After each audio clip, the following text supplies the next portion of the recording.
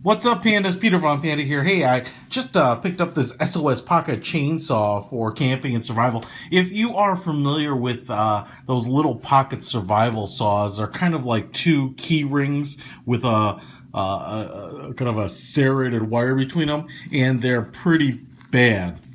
So I wanted to check this out because, this thing isn't very big. It can easily fit in the in my hand.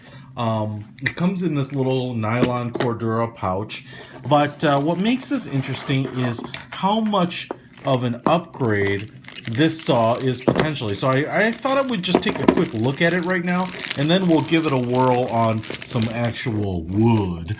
But first of all, instead of those little rings on the end, and to use those saws, you really have to go out and find some sticks to put through them, because you will just tear up your fingers if you try to saw with it. They have these nice molded grip handles, and the cool thing is they're not just straight, they're actually really comfortable to use, kind of like a pistol grip, and so you can get nice good grip on them, and it fits the contour of your hand. They actually have finger grips on each of them, and then the string has a little bit of a or the rope, it has a little bridge there where it's popping out, so you won't have that kind of cutting in and brush and rubbing up against your hands.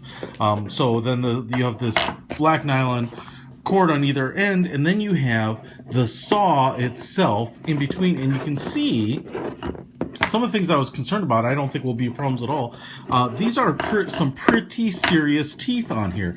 What this metal actually reminds me of is like a bicycle chain. It has each of the links is independent, and they are riveted together, and you can kind of see, let me go ahead and I'll try to use a little white background here, but you can see that they are like bicycle chain links with teeth, and they are kind of greased and oiled up, and those teeth are angled kind of in and out.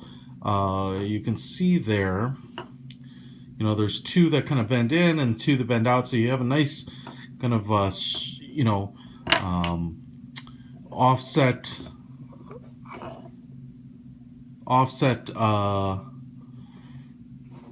teeth to cut into the wood, and because they are together like chain links, I was worried that when you're sawing and trying to move this back and forth with your hands, that just the pressure of you pulling up against wood or pulling down on wood would kind of turn these teeth sideways and kind of push them sideways.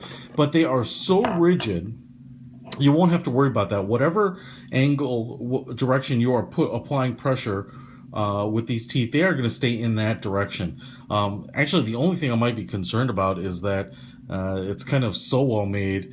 There isn't the links themselves don't move around on each other very much, and so to kind of break it in, you actually might be fighting a little bit of the saw blade resistance. But like I said, this is a much more massive piece of portable sawing equipment than those other ones. And if you've ever used them, and I've used a number of them, they're not guaranteed to break on your first try, but I've never had any of those little pocket saws, those wire pocket saws, last for more than a couple of small tree branches. So we're going to find a decent piece of wood. In the directions on this thing, it says ideally you're not cutting anything more than 3 to 5 inches. You don't want to apply a lot of pressure. You want to let the blade do the work itself. You want to apply some pressure, but let the sawing action actually kind of cut through that wood. Pandas, Peter von Panda here. Hey, got the saw out. I'm out here in the wilderness. Was able to find a piece of natural wood. It's a little straight actually for natural wood, but thought I'd give it a shot and see how the saw goes. I'm not real sure, since it probably works better on stuff that's a little round, but give it a shot, huh? Let's see what we can do with this little saw. I'm actually not sure how to even cut it with it being not round, but let's give it a shot.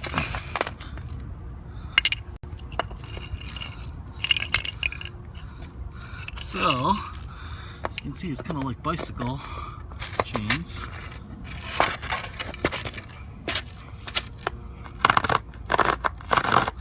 I'm not putting a whole lot of pressure on it, just kind of dragging it really with each handle, just back and forth, and you can see it's actually cutting pretty nicely through the wood.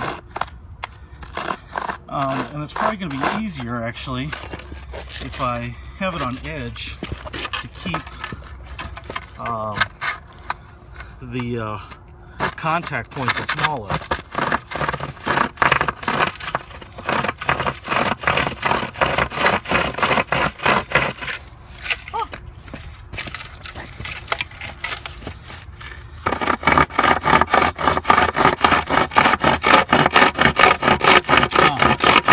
You can cut pretty darn quick, especially if you're cutting a branch or something that's already mounted either on a tree or held down by something else.